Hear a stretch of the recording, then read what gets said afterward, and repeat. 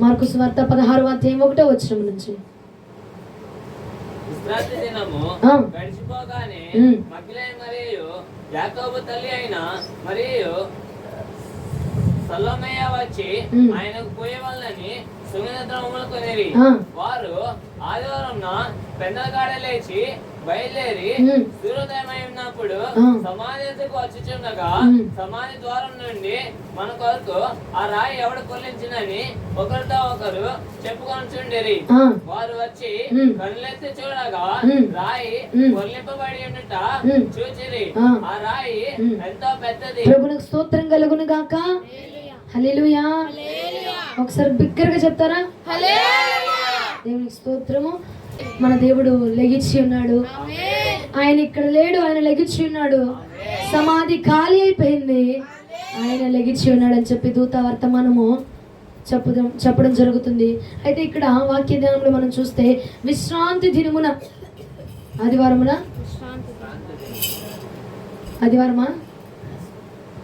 విశ్రాంతి దినము ఆదివారమా? అవునా? విశ్రాంతి దినము గడిచిపోగానే అంటే అది అయిపోయింది. గడిచిపోయిన తర్వాత మగ్దలేని మరియా, యాకోబు తల్లి అయిన మరియా, సలోమేయ వచ్చి ఆయనకు పోయవలనని సుగంధ ద్రవ్యములు కొని తీసుకొని వచ్చారంట. అంటే యేసుక్రీస్తు ప్రభుల వారు 3వ రోజు అయిపోయింది కదా, 3వ రోజు సమాధిలో ఉన్నారు కదా, ఆయన తీసుకొని ఆయన దగ్గరికి వెళ్ళి సుగంధ ద్రవ్యములు పూసి ఆయనకి అర్పిద్దాము, ఆయన్ని కొంచెము స్మెల్ రాకుండా ఉంటుంది, బాడీ అంతా స్మెల్ రాకుండా ఉంటుంది అని చెప్పి 3 స్త్రీలు కలిసి ఆయన మీద ప్రేమ చేత, ఇంకా తెల్లవారలేదంట, సూర్యోదయం ఇంకా రాలేదంట, తెల్లవారు చుండగానే వెలుగు వస్తూ ఉండగానే చీకటి ప్రాంతంలోనే వెళ్ళిపోయారట సమాధుల వద్దకి 3 స్త్రీలు. చీకటి సమయంలోనే సమాధుల వద్దకి ఎవరైనా వెళ్ళగలరండి? స్త్రీలు వెళ్తారు అసలు సామాన్యంగా? కానీ ఈ 3 యేసుక్రీస్తు మీద ఉన్నటువంటి ప్రేమ చేత, అయ్యా మేము నీ దగ్గరికి వస్తున్నామని చెప్పి యేసుక్రీస్తు మీద ఉన్న ప్రేమ చేత బయలుదేరి సమాధుల వద్దకు వెళ్ళారట. వెళ్ళి ఇదిగో మనమైతే సుగంధ ద్రవ్యములు తీసుకొని వెళ్తున్నాము, కానీ యేసయ్యను పెట్టిన దగ్గర ఒక రాయి అడ్డుగా ఉంది కదా సమాధికి. మరి ఆ రాయిని ఎవరు దొర్లిస్తారు? మనం 3 దొర్లించలేం, మన వల్ల అవ్వదు. ఎందుకంటే మన స్త్రీలు బలహీనమైన ఘట్టములు కాబట్టి మన వల్ల అవ్వదు. మరి రాయి ఎవరు దొర్లిస్తారయ్యా అనుకుంటూ 3 మాట్లాడుకుంటా వెళ్ళిపోతున్నారంట. వెళ్తూ ఉండగానే ఆ స్థలానికి చేరుకోగానే ఆశ్చర్యపోయి దిగ్భ్రాంతికి గురైపోయి చూస్తా ఉన్నారంట. ఏమైందయ్యా అంటే ఆ రాయి అడ్డు తొలగిపోయి ఉందంట. వీళ్ళు వెళ్ళేసరికేనే తొలగిపోయిందంట అడ్డు. హల్లెలూయా. అయ్యో ఇదేంటి, ఎవరు తొలగించేశారు? ఇది చాలా పెద్దది కదా, ఎవరు దీన్ని తొలగించలేరు, ఎవరు దీన్ని ముట్టుకోలేరు, ఎవరు దీన్ని పట్టుకోలేరు, ఒక దేవుడు తప్ప ఎవరు దీన్ని జరపలేరు, నెట్టలేరు కదా, ఇది ఎలా జరిగిపోయింది అని ఆశ్చర్యపోతా ఉన్నారంట. ఆశ్చర్యపోయి చూస్తా ఉండగానే అక్కడ ఒక దేవదూత ప్రత్యక్షమైపోయిందంట. అక్కడ ఒక దేవదూత ప్రత్యక్షమైపోయి, ఇదిగో మీరు కలవరపడద్దు, మీరు భయపడద్దు, మీరు వెతుకుచున్నది యేసుక్రీస్తు ప్రభువుని నాకు తెలుసు, మీరు వెళ్ళండి, మీకు ఎదురుగా ఆయన రాబోతున్నాడు అన్నమాట దూత ఆ 3 స్త్రీలకు తెలియపరిచేసిందట. హల్లెలూయా, హల్లెలూయా. ప్రభువుకు స్తోత్రం కలుగును గాక. ముందుగా ఒక మాట, ఆయన లెగిచి ఉన్నాడు అని చెప్పండి అందరూ ఒకసారి. సమాధి ఖాళీ అయిపోయింది. సమాధిలో ఉన్నాడు మన దేవుడు? బండలు ఆపేసినాయి ఆయన్ని, మరణం ఆపేసింది ఆయన్ని, అసలు ఏది కూడా ప్రభుని ఆపలేకపోయిందంట. వీళ్ళు 3 కూడా అయ్యో ప్రభుని చూడాలని ఆశ అయితే ఉంది, కానీ ప్రభుకి నాకు మధ్యలో ఒక బండరాయి ఉంది, ఆ బండరాయిని ఎవరు తొలగిస్తారు? ఆ బండరాయి తీసేశారనుకో, నా దగ్గర కొన్ని సుగంధ ద్రవ్యాలు ఉన్నాయి, ఈ సుగంధ ద్రవ్యాలు వేసేసి ప్రభువుని అక్కడ కనపరిచి అక్కడ సువాసన మీద జల్లించి కొంచెం సేపు ఆయన అలాగా చూసి తనవి తీర చూసుకొని వచ్చేయచ్చు అనుకొని బయలుదేరారు. నాకు తెలిసి యేసుక్రీస్తు ప్రభువు వారు బ్రతికి ఉన్నప్పుడు ఆయన చెప్పాడు, నేను 3వ రోజున చనిపోయిన మరణించిన 3వ రోజున తిరిగి లెగుస్తాను అని చెప్పిన మాట వారికి జ్ఞాపకం ఉండి ఉండొచ్చు బహుశా. కాబట్టి విశ్రాంతి దినం అయిపోగానే బయలుదేరిపోయారట 3 స్త్రీలు. హల్లెలూయా. ఓ నా రాజు చెప్పాడు కదా 3వ రోజున నేను లెగుస్తున్నాను, మరణమును గెలిచి లెగబోతున్నానని ఆయన చెప్పాడు కదా, కాబట్టి ఆయన లెగిచే ఉంటారేమో అన్న విశ్వాసం, చిన్నపాటి విశ్వాసముతో చిన్నపాటి నమ్మకంతో బయలుదేరారు. తెల్లవారు కాకమునిపి వెళ్ళిపోయారట. ఎవరైనా చూస్తారేమో, మళ్ళీ ఎవరైనా ఆపేస్తారేమో, మళ్ళీ ఎవరైనా అడ్డుపడిపోతారేమో అని చెప్పి బయలుదేరిపోయారట. బయలుదేరి వెళుతుండగా మధ్యలో వారికి ఒక ఆలోచన వచ్చింది. అయ్యో, బయలుదేరాము, వచ్చాము, ఇప్పుడు యేసుకు నాకు మధ్యలో ఏముంది? ఒక బండరాయి ఉంది, అది ఎంతో పెద్దది అని రాయబడింది లేఖనంలో. దాన్ని ఎవ్వడు కూడా తొలగించలేడు.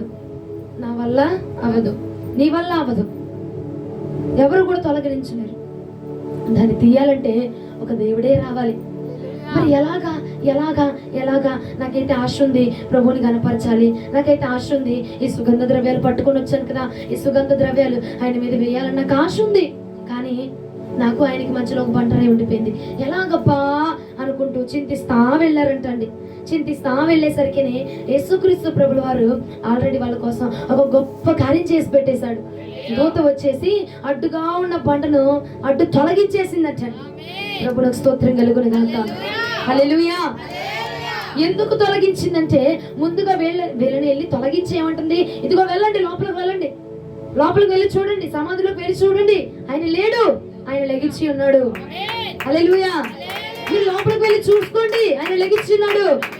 నీకు ఆయనకు మధ్యలో ఉన్న బండరాయి తొలగిపోయింది. నువ్వు వెళ్ళి సుగంధ ద్రవ్యం వేసేద్దాం అనుకున్నావు, కానీ ఆయన లేడు, ఆయన లెగిచున్నాడు. ఆయన సజీవుడిగా లెగిసిపోయి ఉన్నాడు. ఆయన మరణమును గెలిచి లెగిచి ఉన్నాడు.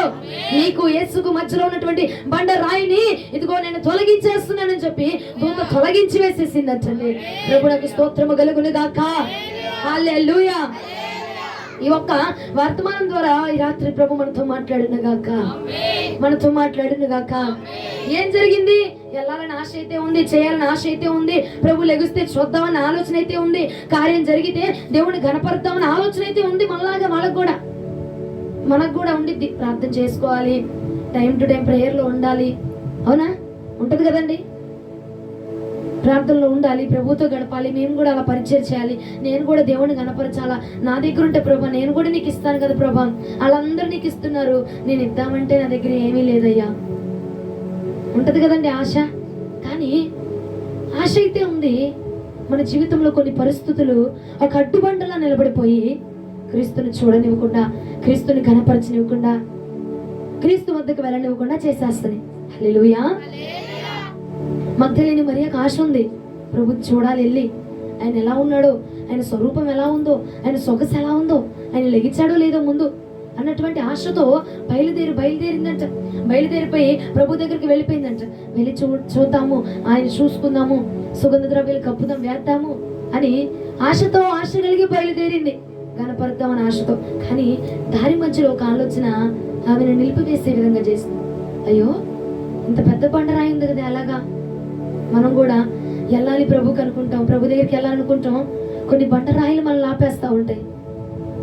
కొన్ని సమస్యలు అనే బండరాయులు, కుటుంబ పరిస్థితులు అనేటువంటి బండరాయులు, శారీరక పరిస్థితులు అనేటువంటి బండరాయి నీకు క్రీస్తుకు మధ్యలో అడ్డుగా నిలబడిపోయి నేను ప్రభుకి దగ్గర అవనికుండా చేసేస్తుంది, ప్రార్థన చేయనివ్వకుండా చేసేస్తుంది.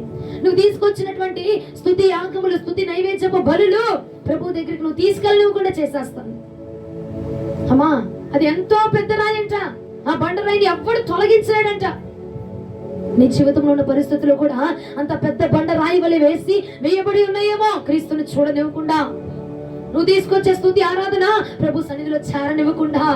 అయ్యా, నాకైతే ఆశ ఉంది, వెళ్ళాలి, చెయ్యాలి, నీ పరిచయం నాకు ఉంది, కానీ ఏం చేయను? ఇంట్లో పరిస్థితులు ఏం చేయను, పని భారము ఏం చేయను, చిన్న ప్రాయంలోనే నా మీద పడిన ఒత్తిడి నన్ను నీకు దూరం చేసేస్తుంది. ఈ బండరాయిని తొలగించవా? మా వల్ల అయితే కాదు ఈ బండరాయిని తొలగించడం. ఆ ముగ్గురు స్త్రీలు అనుకుంటున్నారంట, మన వల్ల కాదు ఇది రాయిని తొలగించడం, ఎలాగా అనుకుంటూ వెళ్తున్నారంట. కానీ ఎలాగైనా తీసుకొచ్చిన సుగంధ ద్రవ్యాలు ప్రభు దగ్గర పెట్టాలి అన్న ఆశతో, ఆ మైండ్ సెట్ తో బయలుదేరారు కనుక దేవుడు వాళ్ళు వస్తూ ఉండగానే అద్భుతముగా ఆ యొక్క బండరాయిని తొలగించి వేసేసాడంటే. దగ్గరగా చప్పట్లు కొడదామా ప్రభుకి? వాళ్ళు వస్తూ ఉండగానే ఆ బండరాయిని తొలగించి వేసేసాడంట. వస్తూ ఉండగానే సుగంధ ద్రవ్యము తీసుకొచ్చి వస్తూ ఉండగానే ఎదుర్కొనబోతుండగానే ఆ బండరాయిని తొలగించేశాడంట, అడ్డును తొలగించేశాడంట, సమాధిలోనికి వెళ్ళడానికి అవకాశం ఇచ్చాడంట, ఆయనకు మద్దతు వెళ్ళడానికి అవకాశం ఇచ్చాడంట, ఆ సుగంధ ద్రవ్యాలు పట్టుకొని ఆ లోపలికి వెళ్ళడానికి అవకాశం ఇచ్చేసాడటండి. హల్లెలూయా. ప్రభువుకు స్తోత్రం కలుగును గాక. హల్లెలూయా. సహోదరి సహోదరుడా, నీకు కూడా ఆశ ఉంది, ప్రభుని చేరుకోవాలి, ఉండాలి, ప్రభుతో ప్రార్థన చేయాలి, ప్రభుతో గడపాలా, ఆయన పరిచయలో నిలబడిపోవాలి, నేను పరిశుద్ధునిగా బ్రతకాలండి. రోషం ఉంది నీకు, పరిశుద్ధంగా బతకాల, నీతిగా బతకాలని ఆశ ఉంది నీకు. కానీ బండరాయిలు నిన్ను ఆపేస్తానేమో, బండరాయిలు నిన్ను ఆపేస్తానేమో. ఆశ ఉండి ఆ బండరాయిని చూసి నిలబడిపోతున్నావేమో. అయ్యో, నేను ప్రార్థనకి వెళ్తే మరి ఇప్పుడు పనికి ఎలా వెళ్ళాలి? ఇంట్లో నా చేతిలో రూపాయి లేదు. నేను ప్రార్థనకి వెళ్తే ఇంట్లో ఒక రూపాయి రాదు, తిండి తినడానికి లేదు, ఇంట్లో అప్పులు ఎక్కువైపోతున్నాయి, సమస్యలు ఎక్కువైపోతున్నాయి, శోధన ఎక్కువైపోతుంది అన్నటువంటి బండరాయి నీకు ఎదురుగా కనపడి ఏం చేస్తుంది? ప్రభు దగ్గరికి వెళ్ళనివ్వకుండా నిన్ను ఆపివేస్తా ఉంది. అర్థమవుతున్న వారు హల్లెలూయా చెప్తారా? కానీ నువ్వేం చేస్తున్నావంటే ఆ బండరాయిని చూసి ఆగిపోతున్నావు. ప్రియ సహోదరి సహోదరుడా, ఆ పరిస్థితులను చూసి ఆగిపోతున్నావు, ప్రభుని ఆరాధించకుండా. ఆ బండరాయి వంటి సమస్యలను చూసి ప్రభుని గణపరచకుండా. నీకు సామర్థ్యం ఉంది, సుగంధ ద్రవ్యాలు తీసుకెళ్లే సామర్థ్యం ఉంది, లేదా? ఆరాధన చేయలేవా? నిలబడి ఆత్మతో ఆరాధించలేవా? దేవుడిని కొనియాడలేవా? దావీదు వలె నాట్యం ఆడుతూ ప్రభుని స్తుతించలేమా? అంటే మనం స్తుతించగలం, సామర్థ్యం ఉంది. సుగంధ ద్రవ్యాలు తీసుకెళ్లి గణపరిచే సామర్థ్యం ఉంది. కానీ ఏది ఆపుతుందయ్యా అంటే ఒక బండరాయి, క్రీస్తుకు నీకు మధ్యలో ఉన్నటువంటి బండరాయి నిన్ను ఆయన చేరుకొనివ్వకుండా ఆపేస్తుంది. మనం ఏం చేస్తున్నాం? ఆ బండరాయిని చూసి, అయ్యా ఈ పరిస్థితి ఉంది కాబట్టి నేను రాలేను, ఈ పని ఉంది కాబట్టి నేను రాలేను, ఈ పనికి వెళ్ళాలి కాబట్టి ఇంట్లో గడవట్లేదు కాబట్టి నేను రాలేను ప్రభా, నా వల్ల అవ్వట్లేదు, శరీరం సహకరించట్లేదు, నేను చేయలేకపోతున్నాను ప్రభా అని ఆగిపోతా ఉన్నామండి. ఎంతమంది ఒప్పుకుంటారు ఈ మాటని? పరిస్థితుల ప్రభావంతో దేవుణ్ణి ఆరాధించలేకపోతున్నానమ్మా, శరీరపు బలహీనత వల్ల నేను దేవుణ్ణి ఆరాధించలేకపోతున్నాను, ఇంటిలో పని ఒత్తిడి వల్ల నేను దేవుణ్ణి ఆరాధించలేకపోతున్నాను. హల్లెలూయా. అయితే ఆ ముగ్గురు స్త్రీలు ఏం చేశారో తెలుసా అండి? బండరాయి అడ్డుందని తెలుసు, వాళ్ళు జరపలేరు అని తెలుసు, కానీ వాళ్ళు వేసే అడుగును మాత్రం ఆపట్ల. మేము వెళ్తుంది ఎవరి దగ్గరికి? పునరుత్థానుడైన దేవుడి దగ్గరికి వెళ్తున్నాం కదా. ఆ పునరుత్థానుడు మాకు అడ్డుగా ఉన్న బండరాయిలను తొలగించగలడు. హల్లెలూయా. జరగని ఏం జరిగిద్దో వెళ్దాం, అక్కడ దాకా చేద్దాం, ప్రయత్నం చేద్దాం, తొలగించుకుంటే తొలగిద్దాం. ముగ్గురు ఉన్నాం కదా, తల ఒక చెయ్యేసి ఆ బండరాయిని తొలగిద్దాం అన్న ఉద్దేశంతో బయలుదేరారు. కానీ గొప్ప కార్యం ఏంటంటే వాళ్ళు అక్కడికి వచ్చేసేసరికి ప్రభు ఆ రాయిని తొలగించేశాడటండి. హల్లెలూయా. ఈ రాత్రి ప్రభువునితో మాట్లాడుతున్న మాట, ఏ బండరాయిల్ని చూసి ప్రభుని ఆరాధించలేక, ఏ పనిని చూసి ప్రభుని ఆరాధించలేక, ఏ ఒత్తిడి చూసి ప్రభుని ఆరాధించలేక నువ్వు ఆగిపోతున్నావు నాకు తెలియదు. కానీ ప్రభు అంటున్నాడు రాత్రి కాలం ముందు ఒక మాట, నీవు కూడా మాకు తెలియని మరియా చేసినట్టుగా నీవు కూడా వెనక్కి తిరిగి ఆలోచించకుండా, ఇదిగో ప్రభా కరువయ్యా, కష్టమయ్యా, బండరాయ్యా, నేను నెట్టలేని ప్రభా, తీసుకురాగలను, ఆరాధన చేయగలను, ప్రార్థన చేయగలను, స్తుతించగలను, గణపరచగలను, కానుక వేయగలను, కానీ పరిస్థితులను నాపేస్తుంది ప్రభా అని ఆగిపోక, నిలిచిపోక వారు గనక ముందుకు అడుగు వేసి చేద్దాం, ప్రార్థన చేద్దాము, చేద్దాము, ఉపవాస ప్రార్థన చేద్దాము, చేద్దాం, ఆరాధన చేద్దాము, ఆ బండరాయిని ప్రభువే తొలగిస్తాడు అనే విశ్వాసముతో గనక నువ్వు గనక ముందుకు బయలుదేరగలిగితే నీకు ముందుగా ఉన్నటువంటి బండరాయిలు, ఆ సమస్యలను, ఆ చర్యలను, ఆ ఒత్తిడిని, ఆ రోగాల్ని, ఆ మానసిక పరిస్థితులను నా ప్రభువే ఎంటర్ అయిపోయి దూతల్ని పంపించి, దైవజనుడిని పంపించి ఈ సమస్యలకు నా ప్రభు విడుదలైపోతా ఉన్నాడు. ఆ బండరాయిని నా ప్రభు తొలగించబోతా ఉన్నాడు. ఆ బండరాయిని నా ప్రభు తీసుకువైపోతున్నాడు. హల్లెలూయా, హల్లెలూయా. అర్థమైతే అంత చక్కగా చిన్నగా చప్పట్లు కొట్టడం మీకు అర్థం కాలేదేమో బహుశా కదండి. అర్థమైందా? ఏం చేశాడు ప్రభు? ఆ లాషతో అడిగేశారు ముగ్గురు. ఆ లాషను చూసి దూత దిగొచ్చిందంట. దూత దిగొచ్చి వాళ్ళు రాకమునిపే రాయిని తొలగించేసేసిందంట, అడ్డుగా ఉంది రాయి. ప్రభునికి స్తోత్రం కలుగును గాక. నువ్వు కూడా ఎన్నాళ్ళు ఆగిపోయావు, పరిస్థితులు, ఒత్తిడులు, ఉద్యోగాలు, పనులని, అదని ఇదని ఆగిపోయి ప్రభుని స్తుతించలా, ప్రభుని గణపరచలా. ఆయనకి రావాల్సిన సుగంధ ద్రవ్యాలు నీ చేతిలోనే ఉన్నాయి, నీ చేతిలోనే ఉంచేసుకుంటున్నావు. ఆరాధన చేసే కెపాసిటీ ఉంది నీ దగ్గర, ఏమా అగ్ని పొందుకునే కెపాసిటీ ఉంది నీ దగ్గర, ఆత్మలు అల్లాడించగలిగిన శక్తి నీకుందే. కానీ అది ప్రభు దగ్గరికి తీసుకెళ్లే శక్తి సరిపోట్లా నీకు, అడుగు వేయడానికి పాదములు సహకరించట్లా నీకు, అడుగు వేయడానికి మనసు సహకరించట్లా నీకు. పరిస్థితులు ఆపేస్తున్నాయి, ఒత్తిళ్ళు ఆపేస్తున్నాయి, రోదన ఆపేస్తుంది, నీ అప్పులు, నీ సమస్యలు ఆపేస్తున్నాయేమో.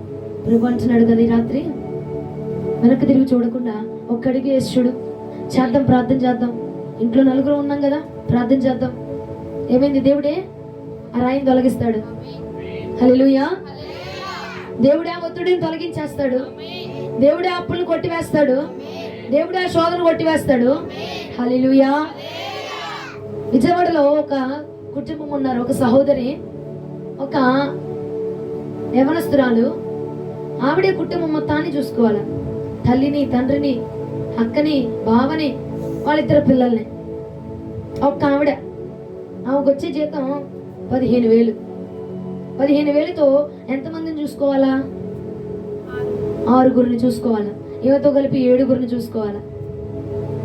7గురు కనీసం వాళ్ళు చేస్తుంది. నెలంతా చచ్చిపోయేదాకా ఒంట్లో ఓపికంతా చచ్చిపోయేదాకా చేసిద్ది. ఓపికంతా బలవంతా పోయేదాకా చేస్తూ ఉండేది. అందరూ బాగుంటారు, ఈమె నలిగిపోతుంది. అందరూ బాగానే తింటున్నారు, అందరు ఇంట్లో బాగానే ఉంటున్నారు. ఈవిడే ప్రాణం పోయేదాకా కనీసం ఇంటికి వచ్చి అన్నం తిని ఓపిక కూడా ఉండదంట ఆవిడికి. అంతలా కష్టపడుతుందండి కుటుంబం కోసం, అంతలా ప్రయాసపడుతుంది. కానీ ఆఖరికి ఆవిడికే తినడానికి లేకుండా అయిపోతుంది. అయితే ఒకరోజు నేనన్నా, ఎందుకక్క నువ్వు ప్రయాసపడుతున్నావు? ఎందుకు నువ్వు ప్రయాసపడుతున్నావు? నీ జీవితంలో అప్పులు, చాలా అప్పులు ఉన్నాయండి. ఇల్లు గడవక, నేను తెచ్చిన జీతం సరిపోక, ఈ 6గురిని చూసుకోవాలి కదా, జీతం సరిపోక రోజుకొక చీటీ తీసుకుంటున్నా నేను. రోజుకొకరి దగ్గర 10,000, రోజుకొకరి దగ్గర 5,000, రోజుకొకరి దగ్గర 2,000, అలాగ బోలెడు డబ్బులు చేశానమ్మా. నేను ఉద్యోగం చేస్తున్న మేడం దగ్గర కూడా దాదాపు ఇప్పటి వరకు ఒక 50,000 చేశాను, 20,000 తీర్చేశాను. ఇంకా 30,000 అప్పు ఉంది నాకు మేడం దగ్గరే. ఉద్యోగం చేసి ఆమె దగ్గర, బయట అప్పులు కాకుండా అని కన్నీరు కారుస్తుంది, బాధపడుతుంది. ఆ బాధ వర్ణించలేం, వివరించలేం. ఒక స్త్రీగా మీరు అర్థం చేసుకోగలరు అనుకుంటున్నాను నేను ఆవిడ బాధ. ఒక్కది కుటుంబం మొత్తాన్ని నడిపిస్తా ఉంది. అయితే ఒకసారి అన్న, ఎందుకక్క నువ్వు భారం తీసుకుంటున్నావు? నీ ప్రభు ఆ బండరాయిని తొలగించలేడా నీ దగ్గర నుంచి? అప్పులు అనేటువంటి బండరాయిని నీ దగ్గర నుంచి తొలగించలేడా? మరణాన్నే జీవముగా మార్చింది దేవుడైనా అప్పుల్ని తీర్చలేడంటావు నీ దేవుడు. ప్రార్థన చేయి. అందుకని ప్రార్థన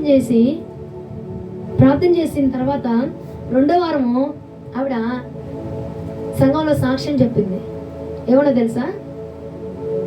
నేను మా మేడం దగ్గర 50,000 రూపాయల అప్పు తీసుకున్నాను, 20,000 తీర్చేసా, ఇంకా 30,000 ఉంది. అయ్యా, తలకు మించిన భారం ప్రభువా, నా వల్ల అవ్వట్లేదు, చనిపోతే బాగుండు అనిపించేస్తుంది, అన్ని కట్టలేక నాకు చావు మేలు అనిపిస్తుంది అయ్యా అని కన్నీటితో ప్రార్థన చేశాను. ఈ రాయిని, భారాన్ని నా దగ్గర నుంచి తీసేయ్యా, ఈ భారం నా వల్ల కావట్లేదయ్యా. వివాహం లేదండి ఆమెకి, యవ్వన బిడ్డ, కుటుంబం భారం అంతా భుజాల మీద వేసుకొని, అక్కని బావని, వాళ్ళిద్దరు పిల్లల్ని, తల్లిని తండ్రిని మొత్తాన్ని పెంచుతయ్యా, నా వల్ల అవ్వట్లా, ప్రాణము పోతే బాగుండు అనిపిస్తుంది, నొప్పులకి తట్టుకోలేకపోతున్నా. రోజు తీసుకొచ్చి చీటీలు కట్టాలి నేను, రోజు తీసుకొచ్చి రోజుకి 1,000 రూపాయలు ఎవరైనా కట్టగలరా? రోజుకి 500 ఎవరైనా కట్టగలరా? నెల జీతం చేసుకునే మనిషి. అయితే ప్రార్థన చేయగానే వాళ్ళ మేడం గారు ఆవిడే తనంతట తనే వచ్చి, మా నువ్వు నాకు 50,000 కట్టాలి, 20,000 కట్టేసావు, ఇంకా 30,000 ఉన్నాయి కదా, ఇంక నువ్వు నాకు కట్టద్దు. ఆ 30,000 రూపాయలు అప్పు నేను రద్దు చేసేస్తున్నా, నువ్వు నాకు ఇవ్వాల్సిన అవసరం లేదు, సరేనా? నీ పెళ్లి వరకు కూడా మా దగ్గర ఉండు, నీ పెళ్లికి కూడా మాకు తోచినంత ఎంతో కొంత మేము మీకు సహాయం చేస్తామమ్మా. హల్లెలూయా. తొలగించాడు కదండి బండరాయిని. నిజంగా ఆమెకైతే తలకు మించిన భారం అది. ఒక స్త్రీగా, ఒక్క ఆడబిడ్డగా నిలబడి చేయాలంటే, కుటుంబాన్ని నడిపించాలంటే, పురుషుణ్ణి వెళ్ళి తీసుకురమ్మంటే అదొక ఇంత కాదు, చెప్పలేం. కొన్ని కుటుంబాల్లో పురుషుల నాయకత్వం ఉంటుంది, కొన్ని కుటుంబాల్లో స్త్రీల ఏలుబడి ఉంటుంది. ఏం చేస్తాం? పరిస్థితిని బట్టి మనమే చేసుకోవాలా, అంతే అంటారండి. ఆమె చేసి కన్నీరు కార్చని రోజు ఉండదండి పాపం. నా దగ్గరికి వచ్చిందంటే బాధ చెప్పుకొని రోజు ఉండదు. ఒకటే అన్న, ప్రార్థన చేయి, నీ బండిని తొలగిస్తాడు దేవుడు. ప్రార్థన చేసింది. ఆమె వచ్చి, నువ్వేం కట్టవసరలా, నీ 30,000 రూపాయలు నేను తీర్చేస్తున్నాను. ఎందుకంటే చిన్నప్పటి నుంచి నువ్వు నా దగ్గరే కొన్నావు, నేను తీసేస్తున్నా, కట్టద్దు, నువ్వు కట్టాల్సిన అవసరం లేదు అని రద్దు చేసేసిందంట. ప్రభువుకు స్తోత్రం కలుగును గాక. హల్లెలూయా. మన దేవుడు మన సమస్యలు అనేటువంటి బండరాయిని తొలగించగలిగిన దేవుడు ఆయన. నువ్వు విశ్వాసంతో అడుగు వేయగలిగితే గనక, నువ్వు నమ్మకంతో అడుగు వేయగలిగితే గనక ఆగిపోకుండా అడుగు పెట్టు. పరిస్థితులను చూసి వెనకడిగి వేస్తున్నావేమో, భారాన్ని చూసి వెనకడిగి వేస్తున్నావేమో, ఒత్తిడిని చూసి వెనకడిగి వేస్తున్నావేమో. అయ్యా నా వల్ల కాదు, నేను బ్రతకలేని పరిశుద్ధంగా, నేను చేయలేని భక్తిని, నేను చేయలేని జీవితాన్ని, నా వల్ల కాదు ప్రభా అని వెనకడుగు వేయడానికి చూస్తున్నావేమో. ఈ రాత్రి ప్రభు ఈ ప్రాంగణంలో నీతో నాతో మాట్లాడుతున్న మాట, అడుగు వేసామనుకో భారం ఆయన భుజముల మీద వేసుకుంటాడు. ఏమండి, వాళ్ళు వెళ్ళి నెట్టలా, కష్టపడలా, చేతులకు రక్తాలు గారిపోయేలా నెట్టలా, వాళ్ళు వచ్చేసరికి ఆల్రెడీ ఎంట్రన్స్ ని సిద్ధం చేసేసాడు ప్రభు. ప్రభునకు స్తోత్రం కలుగును గాక. నీ జీవితంలో కూడా అటువంటి బండరాయిలు నా ప్రభు నువ్వు కోరుకునే వెంటనే తొలగించేయును గాక. హల్లెలూయా. నువ్వు అడుగు వేసిన వెంటనే తొలగించును గాక. అది ఎంతో గొప్పది. భరించలేనటువంటి భారం అందరి జీవితాల్లో ఉంది కదా. భరించలేనటువంటి మోపు నీ భుజముల మీద ఉంది, బరువు నీ భుజముల మీద ఉంది, అప్పులు నీ భుజముల మీద ఉన్నాయి, శ్రమలు నీ భుజముల మీద ఉన్నాయి. అవి తొలగించబడవా? నువ్వు ఒక్క అడుగు వేయగలిగితే, విశ్వాసంతో ఒక్క అడుగు వేసి చూడు, అడ్డురాయిని నా ప్రభు తొలగించేస్తాడు.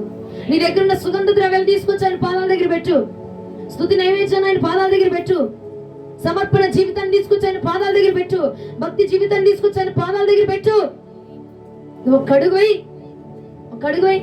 అయ్యా ఏదేమైనా పర్వాలా, నా అప్పులు నన్ను ఇది చేసేస్తానే, నేను వెళ్ళినా నేను కట్టుకోలేను, నా వల్ల కాదు, ప్రార్థనకైతే వస్తున్నా, నా భారం నీ భుజముల మీదే వేస్తున్నా, ఏం చేస్తావో చెయ్యి, నువ్వు ఇంకా ఏం జరిగిస్తావో జరిగించు, నీ మీదే నా భారం వేస్తున్నానయ్యా అని ఒక అడుగు వేయడానికి ప్రయత్నం చేసి ఆయన ఆరాధించు. సంఘంలో చర్చిలో కూర్చుంటావు, ఏం జరిగిపోతుందో, ఏమైపోతుందో, పొండమాడిందో, బింది కారిందో, ఏమండి అన్నం ఉడికిందో లేదో, పప్పు ఉడికిందో లేదో, డబ్బులు వచ్చినాయో లేదో, పనికి పిలుస్తారో లేదో, పని నాది అయ్యిందో లేదో, డబ్బులు, ఇక ఈ ఆలోచనలే. అవునా అంటారా? ఒత్తిడే ఒత్తిడే. ఆరాధనలో కూర్చున్నా ఒత్తిడే, ఆందోళనే. ప్రభు అంటాడు ఆ ఒత్తిడిని తీసివేసి, ఆ బండరాయి నేను తీయడానికి నేను సిద్ధంగా ఉన్నాను కదా, ఆ ఒత్తిడిని తీసేసి మనసారా ప్రభుని స్తుతించు. నువ్వు స్తుతించడానికి కనుక నువ్వు బీ రెడీగా ఉంటే నీ ముందు ఉన్న బండరాయిని నీకు తెలియకుండానే నా ప్రభు తొలగించేస్తాడు. అయ్యా నాకు తెలియకుండానే జరిగిపోయింది కార్యం, ఇదంతా కష్టం అనుకున్నా, నా జీవితంలో ఈ సమస్య తీరాలంటే కష్టం అనుకున్నా, కానీ ఇంత సులువుగా తీర్చేసిన దేవుడు అయ్యా, నువ్వు గొప్ప దేవుడు అయ్యా. హల్లెలూయా. నా దేవుడు సజీవుడు అని చెప్పి మగ్దలేని మరియ వెళ్ళి దుఃఖించుతున్న శిష్యులందరికీ చెప్తుందంటే, ఇదిగో నా దేవుడు లెగిచాడు, యేసుక్రీస్తు ప్రభువు వారు లెగిచారు, ఆయన అక్కడ లేడు, లెగిచి ఉన్నాడు, బండరాయి తొలగిపోయింది అని వెళ్ళి అందరికీ సాక్ష్యం చెప్తుందంట. హల్లెలూయా. ప్రభువుకు స్తోత్రం కలుగును గాక. ఒకసారి చూడు, మార్కు సువార్త 16వ అధ్యాయం 10వ వచనం. మార్కు సువార్త 16వ అధ్యాయము 10వ వచనము. ఆయనతో ఉండిన వారు దుఃఖపడి ఏడ్చుచుండగా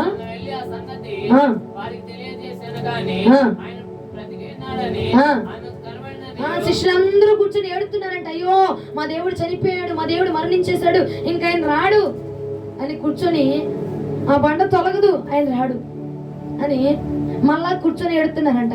మనం కూడా ఎంత చెప్పు, ఎంత చెయ్యి, అమ్మా దేవుడు అద్భుతం చేయబోతున్నాడు, అమ్మా ప్రార్థనకు రా, దేవుడు కార్యం చేస్తాడు, ప్రార్థన చేసుకో, మోకాళ్ళ ప్రార్థన చేయి, దేవుడు మారుస్తాడు, ఉపవాస ప్రార్థన చేయి, దేవుడు నీ అప్పులు కొట్టివేస్తాడు, నీ సమస్యలు కొట్టివేస్తాడు, ఎంత చెప్పు. శిష్యులు కనుక ఇదిగో ప్రభు లెగిచాడు, ఆయన లెగిచాడు, ఆయన సమాధిలో లేడు, ఆయన లెగిచినాడు అని చెప్పి ఆవిడ వచ్చి చెప్పినా గానీ వాళ్ళు వినకుండా ఇంకా కూర్చొని ఎడుతూనే ఉన్నారట. ప్రభువుకు స్తోత్రం కలుగును గాక. హల్లెలూయా.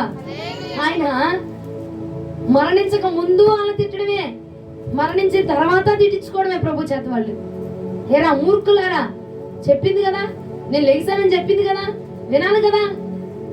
యేసు ప్రభు వచ్చి కనబడితేనే, ప్రత్యక్షం అయితేనే నా కళ్ళ ముందు నీ కోరుకున్న కార్యం, ఇదిగో ఈ రాత్రి 11ంటికి ప్రార్థన చేస్తున్నా, రేపు పొద్దున 11ంటికల్లా నా ముందు జరిగింది అంటేనే నేను నమ్ముతా దేవుణ్ణి. మూర్ఖపు తరంగా మాట్లాడబాక. దేవుడు నీ యందు చేసిన కార్యాలని, గొప్ప కార్యాలని నువ్వు నీలాంటి పరిస్థితుల్లో దుఃఖించుచున్న వారికి వెళ్ళి చెప్పే రోజులు నా ప్రభు త్వరలో జరిగించును గాక. హల్లెలూయా. వాళ్ళు కూర్చుంది ఏడుతుంది దేవుడి కోసమే, ఏమో ప్రయాసపడి వెళ్ళింది దేవుడి కోసమే. అర్థమవుతుందా? ఈమె వెళ్ళి పునరుద్ధానం చూసింది, ఈమె వెళ్ళి యేసును చూసింది, ఆమె బాధ పోయింది. వచ్చి తిరిగి వచ్చి చెప్తుంది, నా బాధ పోయిందయ్యా, ఏసై లేచాడంటే ఈ మంద ఇని సావట్లా, ఏడుతూనే ఉన్నాడంట. హల్లెలూయా.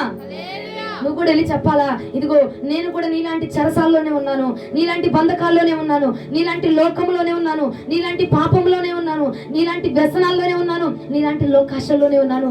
కానీ యేసుక్రీస్తు ప్రభుల వారి వైపు ఒక్కసారిగా ఆయన సన్నిధి వైపు నేను అడుగు వేయగా, ఆయన్ని ఆత్మతోను సత్యముతోను నేను ఆరాధన చేయగా నా జీవితంలో ఉన్న బండరాయిలను నా ప్రభు తొలగించాడు.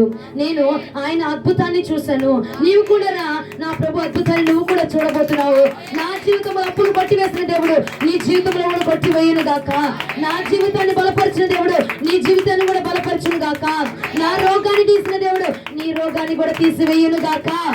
హల్లెలూయా అని సాక్షులుగా మనం అందరం నిలబడే రోజు అతి సమీపముగా ఉంది.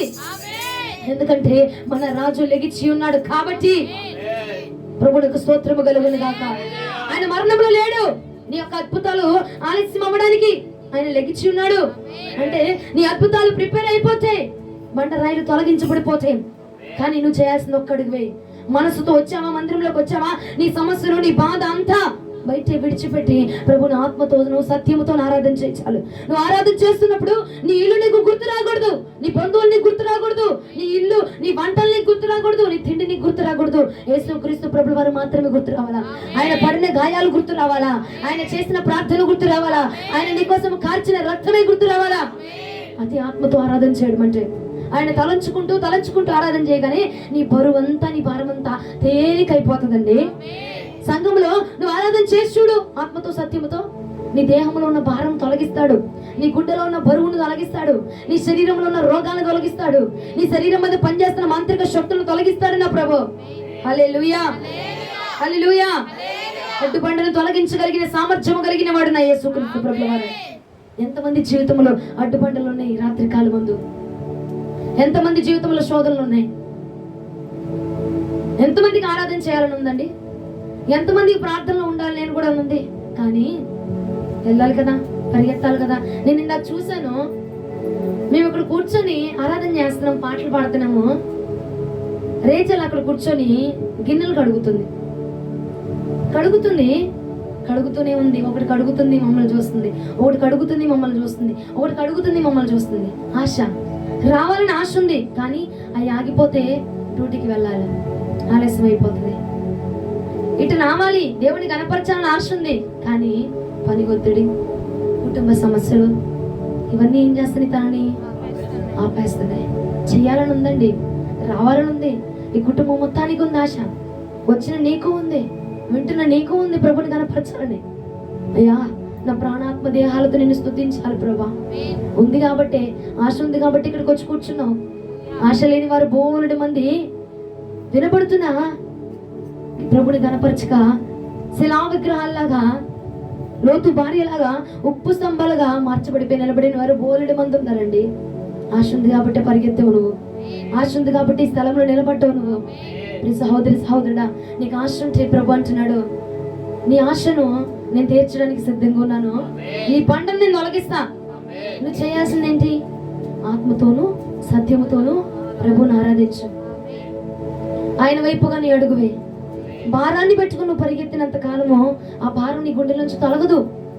ఆ భారాన్ని తీసుకొచ్చి ప్రభు పాదాల దగ్గర పెడితే నువ్వు హ్యాపీగా వెళ్ళొచ్చు, నువ్వు ప్రశాంతంగా ఉండొచ్చు, నువ్వు నెమ్మదిని పొందుకోవచ్చు, నెమ్మదిగా ఉంటావు. నువ్వు యేసుక్రీస్తు వారి వైపుగా నీ భారాన్ని విడిచిపెట్టినప్పుడు నువ్వు మనశ్శాంతిగా ఉంటావు. ప్రియ సహోదరి, అదే భారాన్ని నువ్వు మోసుకున్నంత కాలము ప్రభు అంటాడు వాక్యంలో, భారము మోయించిన సమస్త జనులారా నా యుద్ధకు రండి, నేను మీకు విశ్రాంతిని ఇస్తా. నేను ఇస్తాను మనకి విశ్రాంతిని. నీ పనుల భారాన్ని నేను తొలగిస్తా, నీ అప్పుల భారాన్ని నేను తొలగిస్తా, నీ రోగాల భారాన్ని నేను తొలగిస్తా, నీ అవమానాన్ని నేను తొలగిస్తా, నీ నిందల్ని నేను తొలగిస్తా. నువ్వు నా వద్దకు రా, నువ్వు నా వద్దకు రా, నువ్వు నా వద్దకు వస్తే నీ భారాన్ని నేను కదా తొలగించేది, నీకు విరోధంగా ఉన్న వాటిని నేను కదా తొలగించేది, నీ కాడిని నేను కదా విరగొచ్చేది, నీ రోగాలను నేను కదా తుడిచివేసేది. నువ్వు నా వద్దకు వస్తే సమస్తమును సమకూడి జరిగింపచేవాడును నేనే. హల్లెలూయా. వస్తాం, దేవుడి దగ్గరికి వస్తాం, కానీ ఆ భారాన్ని నువ్వే మూట కట్టుకొని వస్తావు, మరలా ఆ మూటను నువ్వే తీసుకొని వెళ్తావు. ప్రభు భుజాల మీద ఎట్లా వస్తావు, అయ్యా ఇంట్లో పరిస్థితి ఇదయ్యా వస్తావు. మళ్ళా వెళ్ళేటప్పుడు ఇదిగో దేవుడికి చెప్పాను కదా, నా దేవుడు తీరుస్తాడు అన్న విశ్వాసంతో ఆ మూటను అక్కడే వదిలేక మళ్ళా ఏం చేస్తావు తిరిగి వెళ్ళేటప్పుడు? అయ్యో ఏంటో అక్క చూడక్క ఇట్లా ఉంది పరిస్థితి. దారిని పడుకుంటూ వెళ్ళే వాళ్ళందరికీ, మందిరంలో విశ్వాసులకి, ప్రార్థన పరులకు చెప్తామా చెప్పమండి? చెప్పుకుంటామంటే నీ భారాన్ని మరలా నువ్వు తీసుకొని వెళ్ళిపోతున్నావు. ఇక క్రీస్తు మీద నీ భారం వేసేది ఎప్పుడు? విశ్రాంతి నొందేది ఎప్పుడు? నీ జీవితంలో ఉన్న అడ్డురాయి తొలగబడేది ఎప్పుడు? పునరుద్ధానాన్ని చూసేది ఎప్పుడు? అద్భుతాలను చూసేది ఎప్పుడు? ఆశ్చర్యకార్యాలని చూసేది ఎప్పుడు అండి? భారం నువ్వే మోసుకొని వెళ్తున్నావు కదా. ప్రభు అనుకుంటాడు, ఇంకో భారం మోయడం సరదాగా ఉందేమో, ఇష్టంగా ఉందేమో, అప్పులు మోయడం ఇష్టంగా ఉందేమో, సంతోషంగా ఉందేమో, అందుకే నా దగ్గర విడిచిపెట్టి తల్లి అన్న కానీ విడిచిపెట్టట్లేదు, నా మీద వెయ్యరానా అన్నవి కానీ వేట్లా మోసుకుంటూ వెళ్తున్నాడు. అయ్యా నేను పాపినయ్యా, అయ్యా నేను పాపినయ్యా. వచ్చావు కదా ప్రభు సన్నిధిలో ఆరాధించి ఒప్పుకున్నావు కదా, నీ పాపంలో తుడిచివేశాడు కదా, నీ కొరకు కలువరిలో రక్తంను కార్చి నీ పాపాలని తుడిచేశాడు కదా, మరలా నువ్వు పాపి ఎలా అవుతావు? పరిశుద్ధ రక్తం నీ కోసం కార్చబడింది కదా, హిమము వలె నీ రక్తములు, నీ పాపాలు హిమము వలె చల్లగా నేను మార్చేస్తున్నా. హల్లెలూయా.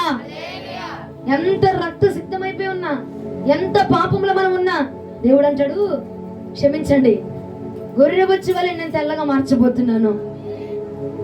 ఎంతటి నీ పాపం అయినా సరే ఆయన పాదాల దగ్గరికి వచ్చి ఒక్కటి మనం నేర్చుకోవాలా. వచ్చామా, ప్రార్థన చేసామా, దేవుడికి చెప్పామా, ఏమిటి రేపు పని జరిగిపోద్ది అన్న విశ్వాసం నీలో ఉండాలి. హల్లెలూయా. ఆ విశ్వాసం ఉందనుకో నీ గుండెల్లో ఉన్న భారం తొలగిపోద్ది. విశ్వాసం లేకే ఈ కొన్ని సంవత్సరాల నుంచి ఆ భారాన్ని మోసుకుంటూనే వెళ్తున్నావు. క్రీస్తు దగ్గరకు వస్తున్నావు, ఆరాధన చేస్తున్నావు, సుగంధ ద్రవ్యాలు పట్టుకుంటున్నావు, ప్రభు దగ్గరకు వస్తున్నావు, అయ్యో బండరాయి అని మరలా తిరిగేటప్పుడు కూడా ఆ బండరాయి అని తలంచుకుంటూనే వెళ్తారు. ప్రభు అంటున్నాడుగా నీ భారం నా మీద వెయ్యి. అర్థమవుతుందండి? దేవుడి దగ్గర చెప్పావు, ఇంత తప్పు ఉంది ప్రభు, ఈ మనిషికి నేను ఎంత ఇవ్వాలి చెప్పావా? ప్రార్థన చేశాం కదండి, చెప్పాం కదా. చెప్పినప్పుడు జరిగించడా? నువ్వు రిపోర్ట్స్ వచ్చినాయి హాస్పిటల్లో, డాక్టర్ అయ్యి చూపించి మళ్ళా అయ్యో నా రిపోర్టు అంటావా? ఇచ్చావుగా అయ్యగారి చేతిలో, పెట్టావుగా డాక్టర్ అయ్యి చేతిలో, ఇక నీకు భారం ఉండదు కదా. నా క్రీస్తు వైద్యులకు పరమ వైద్యుడు ఆయనండి. హల్లెలూయా. నీ భారాన్ని ప్రభు చేతిలో పెట్టి విశ్రాంతి నుండి నువ్వు నెమ్మదిగా ఉండు, నువ్వు నెమ్మదిగా అడుగులు వేయి, ఆరాధన చేస్తూ కొనసాగిపో. భారాన్ని భుజంలో తెచ్చుకొని, భారాన్ని నీవు హృదయంలో పెట్టుకొని నువ్వు ఇంట్లో ఉన్న ఉపయోగంలే, భారాన్ని క్రీస్తు మీద వేసి సంఘములో ప్రభుని ఉత్సాహముతో జయోత్సవములతో ఆనంద కేకలు వేసి దేవుని గణపరచు. చాలు నీ భారమును, నీ యొక్క కేడుమును ఆయన సంతోషముగా మార్చబోతున్నాడు. నీ యొక్క అడ్డుబండలను ప్రభు తొలగించబోతున్నాడు. నీ సమస్యలను ప్రభు తొలగించబోతున్నాడు. ఇది ఎలా జరిగింది అంటే నేను దూతను పంపించి జరిగించాలని వెళ్ళిపోయాక అయిపోయింది కదా నీ భారం. మళ్ళా ఎలా జరిగింది, ఏం జరిగింది, ఎలా ఒప్పించావయ్యా ఆయన్ని? నేను అప్పు కట్టలేకపోతున్నాను, ఎలా ఒప్పుకున్నాడు ఆయన? నీకు ప్రశ్నలు ఎందుకు? ఆయన అంటాడు నీకు ప్రశ్న ఎందుకు, నేను తీసేసాను కదా, నీ కాడి విరగొట్టాను కదా, గెలుపో, నువ్వు సంతోషంగా వెళ్ళిపో అంటాడు. హల్లెలూయా. నీ కొరకు దూతలను పంపించి నీ యొక్క జీవితంలో ఉన్న ప్రతి అడ్డుబండలను కూడా నా ప్రభు తొలగించును గాక. హల్లెలూయా.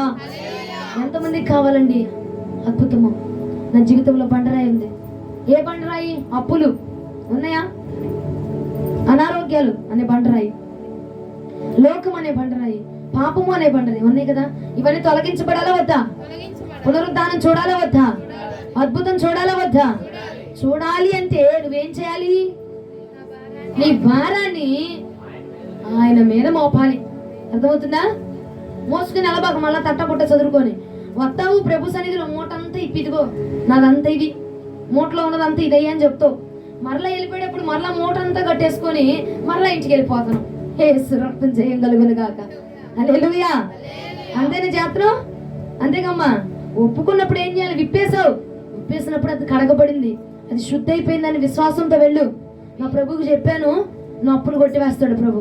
నా ప్రభువుకి చెప్పాను, నా రోగాన్ని కొట్టేస్తాడు నా ప్రభు అన్న విశ్వాసంతో మగ్దలేని మరి అడుగు వేసింది కదా. విశ్వాసాన్ని చూసి దూతను పంపించేసి అడ్డుబండను తొలగించేశాడంట. ప్రభునికి స్తోత్రం కలుగును గాక. అడ్డుబండ ఉన్నా సరే నా యేసయ్యని నేను చూడాలి అన్న విశ్వాసంతో అడిగేసింది. ఆగిపోవాలా మనలాగా? నువ్వు కూడా ఆగిపోవాక విశ్వాసంతో అడుగువే, నమ్మకంతో అడుగువే. ప్రభు కార్యంను నీడల సిద్ధింప చేయబోతున్నాడు. విశ్వాసం ఉంటే అడగండి. అయ్యా వచ్చాను, నా పరిస్థితి అని మరలా మూట తీసుకెళ్ళబాక. వచ్చావు, చెప్పావు, ఆ భారాన్ని అక్కడే వదిలే, ఆ పాపాన్ని అక్కడే వదిలే, ఆ కరువును అక్కడే వదిలే, నీ శ్రమను అక్కడే ప్రభు దగ్గర వదిలిపెట్టు. మనుషులు ఎవ్వరికీ చెప్పొద్దు. నీ హృదయంలో కూడా దాన్ని మరలా తలంచుకోవద్దు, నీ మనస్సులో కూడా మరలా తలంచుకోవద్దు. చెప్పేసావు కదా, ఇచ్చేసావుగా, అయిపోయింది. ఇంకా అయిపోయింది. దాన్ని మరలా పట్టుకోబాక.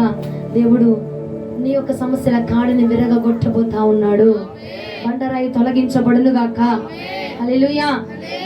నాకు తెలియదు కానీ కొంతమంది జీవితాల్లో తొలగించబడలేనటువంటి బండరాయిలు ఉన్నాయంట. ఎందుకు అది అంత తొలగించబడలేని బండరాయిగా మారిందంటే, నువ్వే దాన్ని అంత బండ బారిపేర చేసావు.